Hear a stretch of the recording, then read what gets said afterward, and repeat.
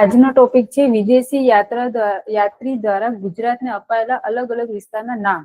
જેમ કે વિદેશી યાત્રી સ્ટ્રેબો, જેને સૌરાષ્ટ્રને સેરોસ્ટસ તરીકે ઓળખાવ્યું.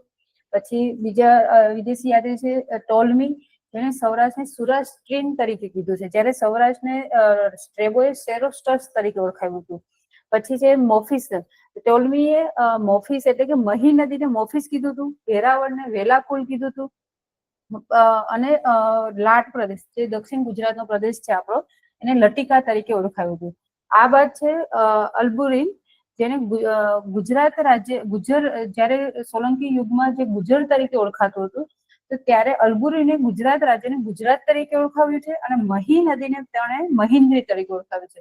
આપણે યાદ રાખવાનું છે કે અલ્બુરીન જે લેખક યાત્રી છે એને મહી નદીને મહિન્દ્રી કીધું છે, અને ટોલમી જેને મહી નદીને મોફિસ કીધું છે.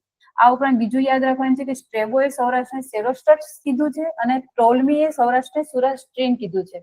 તો આ છે આપણા વિદેશી યાત્રી દ્વારા ગુજરાતને અપાયેલા અલગ અલગ નામ.